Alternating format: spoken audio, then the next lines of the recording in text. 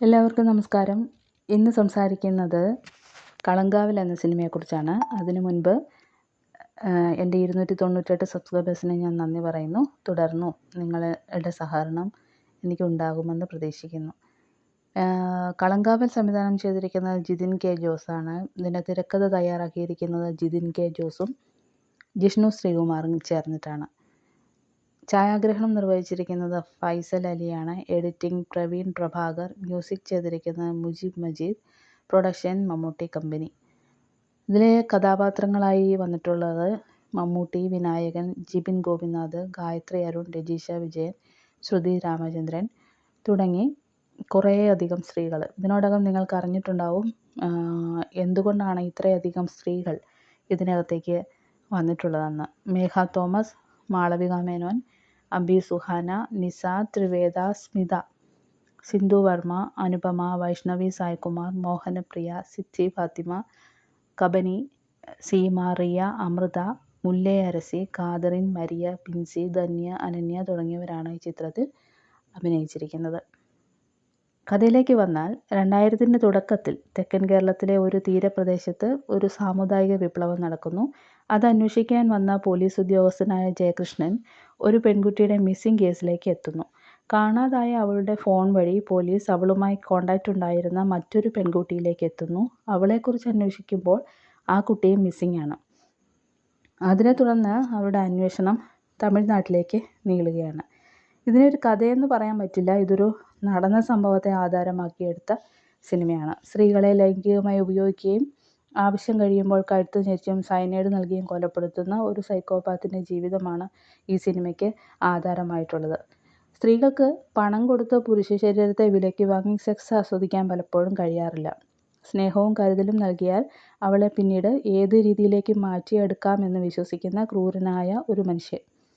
വിധവകളെയും അവിവാഹിതകളെയും divorce ആയവരെയും ഭർത്താവുമായി പ്രശ്നങ്ങളുള്ളവരെയും സ്നേഹത്തിൻ്റെ മായാലോകം കാണിച്ചാണ് അയാൾ വലയിലാക്കുന്നത്. കൊല്ലൽ ഒരു ലഹരിയായി കാണുന്ന അയാൾ ഈ സ്ത്രീകളെയെല്ലാം അവസരം കിട്ടുമ്പോൾ കൊന്നുകളയുകയും ചെയ്യുന്നു. ആരുടെയോ കൂടെ ഒളിച്ചോടിപ്പോയി ഇപ്പോൾ ഒരു വിവരവും ഇല്ല എന്ന് നിസ്സംഗതയോടെ പോലീസിനോട് പറയുന്ന വീട്ടുകാർ. സമൂഹത്തിൽ മാന്യമായ ഒരു ഭാര്യാസ്ഥാനമുണ്ടെങ്കിലേ സ്വന്തം വീട്ടുകാർ പോലും പരിഗണിക്കൂ എന്ന് പറയാതെ പറയുന്നൊരു സീൻ കൂടിയായിരുന്നത്. കാണാതായ കുട്ടികളെക്കുറിച്ച് പിന്നീട് ഈ വീട്ടുകാർ അന്വേഷിക്കുന്നേ ഇല്ല. ഇഷ്ടപ്പെട്ട ഏതോ ഒരുത്തിൻ്റെ കൂടെ പോയി, അങ്ങനെ തുടരുന്ന അന്വേഷണവും അനിവാര്യമായ പര്യവസാനവുമാണ് ചിത്രത്തിലുള്ളത്.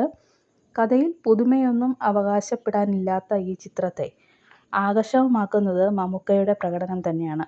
മലയാള സിനിമയുടെ തലപ്പത്ത് നിൽക്കുന്ന ഒരാൾ, ഇത്രയധികം സിനിമകൾ ചെയ്ത ഒരാൾ, അയാൾക്ക് പുതിയ പുതിയ കഥാപാത്രങ്ങളുള്ള അടങ്ങാത്ത അഭിനിവേശമാണ് ഇത്തരം സിനിമകളുടെ പിറവിക്ക് പിന്നിലുള്ളത്. ഇന്ത്യൻ സിനിമയിൽ വിരലിലെണ്ണാവുന്നവർ കാണിക്കുന്ന ധൈര്യമാണ് അദ്ദേഹം കാണിച്ചിട്ടുള്ളത്. മറ്റൊന്നുള്ളത്, സമീപകാലത്ത് മലയാള സിനിമയിൽ സെക്സിൻ്റെയും അക്രമത്തിൻ്റെയും ഉള്ള സീനുകളുടെ അതിപ്രസരമുണ്ട്. ഈ കഥയ്ക്ക് അത്യാവശ്യം ആണെങ്കിൽ കൂടി അതിൽ പാലിച്ചിരിക്കുന്ന മിതത്വം അഭിനന്ദനാർഹമാണ്. വിനായകൻ്റെ വേഷം അദ്ദേഹം നല്ല രീതിയിൽ മികച്ചതാക്കിയിട്ടുണ്ട്. എന്നാൽ ഇതുവരെ കണ്ട് ശീലിച്ച ഒരു ലൗഡ് ക്യാരക്ടറല്ല, നല്ലെന്ന് വ്യത്യസ്തനായിട്ടാണ് അദ്ദേഹം ഇത് ചെയ്തിരിക്കുന്നത്. ശരിക്കും പറഞ്ഞാൽ വിനായകൻ തന്നെ പറഞ്ഞിട്ടുണ്ട്, ഇതിൻ്റെ ഡയറക്ടറായ ജിതിൻ എൻ്റെ കൈയും കാലും വെട്ടിക്കളഞ്ഞു, അങ്ങനെയാണ് ഇതിനകത്ത് എന്നെ അഭിനയിപ്പിച്ചിരിക്കുന്നത് എന്ന് അദ്ദേഹം ഒരു ഇൻ്റർവ്യൂവിൽ പറയുന്നുണ്ട്. ക്ലൈമാക്സ് പോർഷനിലാണ് വിനായകൻ്റെ ഒരു ലൗഡ് സ്വഭാവം നമുക്ക് പുറത്തേക്ക് വരാൻ കാണുന്നത്. ഇതിലെ സ്ത്രീ കഥാപാത്രങ്ങൾ പലരും 1-2 സീനിൽ വന്നു പോകുന്നവരാണ്. കൂട്ടത്തിൽ ശ്രുതി രാമചന്ദ്രനാണ് മികച്ചതെന്ന് തോന്നി. യൂഷ്വലായ ഒരു സ്റ്റോറിയെ അൺയൂഷ്വലാക്കാൻ പ്രധാന പങ്ക് വഹിച്ചിരിക്കുന്നത് മുജീബ് മജീദിൻ്റെ സംഗീതമാണ്. അന്വേഷണത്തിൻ്റെ വഴികൾ പലപ്പോഴും ആവർത്തിക്കപ്പെടുന്നതിൻ്റെ വിരസത മാറ്റാൻ പശ്ചാത്തല സംഗീതത്തിന് കഴിഞ്ഞു. പശ്ചാത്തല സംഗീതം ഇതിനകത്തൊരു കഥാപാത്രം തന്നെയായിട്ടാണ് വന്നിട്ടുള്ളത്. ചിലയിടങ്ങളിൽ സെക്കൻഡ് ഹാഫിൻ്റെ ഒരു പകുതിയിലൊക്കെ സിനിമ കുറച്ച് ഡൗൺ ആവുന്നുണ്ട്. അതിനെയെല്ലാം പരിഹരിക്കുന്നത് ഈ പശ്ചാത്തല സംഗീതമാണ്. ഈ സിനിമയിലെ പഴയ സ്റ്റൈൽ സിനിമാ ഗാനങ്ങൾ ഒരു പുതുമയായിരുന്നു. ബസ്സിലൊക്കെ പോകുമ്പോൾ ഇപ്പോൾ പലരുടെയും ഒരു റിംഗ് ടോൺ, അതിൽ പ്രത്യേകിച്ചും നിലാക്കായും വെളിച്ചം, അതൊക്കെ ഇപ്പോൾ പലരുടെ റിംഗ് ടോണായിട്ട് കേൾക്കാം. പക്ഷേ ഈ പാട്ട് കേൾക്കുമ്പോൾ എനിക്ക് ഒരു ഭയമാണ് തോന്നുന്നത്. കാരണം ആ പാട്ട് സിനിമയിൽ വരുമ്പോഴെല്ലാം അതിൻ്റെ പിന്നാലെ നടക്കുന്നത് ഒരു ക്രൈമാണ്. അത് മനസ്സിൽ പതിഞ്ഞതുകൊണ്ടാണ് കേൾക്കുമ്പോൾ ഒരു അസ്വസ്ഥത ഈ പാട്ടിനാണ്. പക്ഷേ അത് ആ ഒരു അസ്വസ്ഥത മാറ്റി വെക്കണം എന്നാണ് ഞാൻ പേഴ്സണലി വിചാരിക്കുന്നത്. കാരണം അത്രയും ഭംഗിയുള്ളൊരു പാട്ടാണത്. മറ്റൊന്ന്, ഇതിലെ വില്ലനെ ഗ്ലോറിഫൈ ചെയ്യുന്ന രീതിയിലുള്ള റീലുകൾ പരക്കുന്നുണ്ടെന്ന് ഞാനൊരു ഫേസ്ബുക്ക് പോസ്റ്റിൽ വായിച്ചു. ഞാൻ ഇതുവരെ കണ്ടിട്ടില്ല. നമ്മുടെ നാട് ഒരിക്കലും പീഡിതർക്കൊപ്പമല്ല എന്നാണ് ഞാൻ വിശ്വസിക്കുന്നത്. അധികാര കേന്ദ്രങ്ങൾ കണ്ണടച്ചിരുട്ടാക്കിയാലും ഇവിടുത്തെ സാധാരണ ജനങ്ങൾ ഇത്തരം പ്രവർത്തികളെ ഗ്ലോറിഫൈ ചെയ്യുമെന്ന് തോന്നുന്നില്ല. അതുകൊണ്ട് വിരലിലെണ്ണാവുന്ന എന്തെങ്കിലും നിങ്ങളുടെ ശ്രദ്ധയിൽപ്പെട്ട് കഴിഞ്ഞാൽ നിങ്ങൾ അതിനൊരു പ്രചാരകരാകരുതെന്നാണ് ഞാൻ പറയുന്നത്. സമൂഹത്തിൽ ഇങ്ങനെയുള്ള മനുഷ്യരും ഉണ്ട്. ഒരു ബന്ധത്തിൽ പോയി പെടുമ്പോൾ അങ്ങേയറ്റം വിജിലൻ്റ് ആവണം. സുന്ദരനും സൽസ്വഭാവിയും സൗമ്യനായി സംസാരിക്കുന്നവനാണെങ്കിലും അയാൾക്ക് മറ്റൊരു മുഖം കൂടി ഉണ്ടാവാം എന്നൊക്കെ സൂചിപ്പിക്കാൻ വേണ്ടിയാവണം ഈ ഒരു മേക്കേഴ്സ് മനസ്സിൽ വിചാരിച്ചിട്ടുണ്ടായിരിക്കുന്നത്.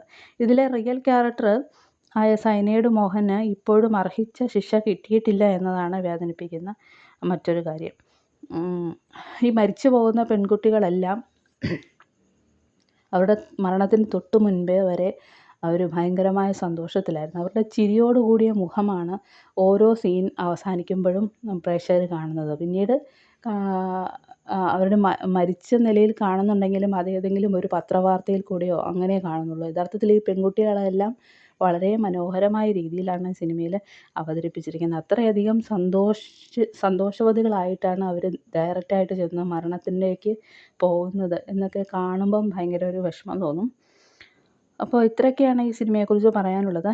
വീഡിയോ ഇഷ്ടമായാൽ നിങ്ങളുടെ അഭിപ്രായം അറിയിക്കുക. ആദ്യമായി കാണുന്നവർ ദയവായിട്ടൊന്ന് സബ്സ്ക്രൈബ് ചെയ്യുക. അപ്പോൾ ധീരം സിനിമ കണ്ടിട്ടുണ്ട്, അതിൻ്റെ ഒരു റിവ്യൂവുമായിട്ട് പറ്റുമെങ്കിൽ നാളെ തന്നെ വരാം. അപ്പോൾ എല്ലാവർക്കും ശുഭരാത്രി.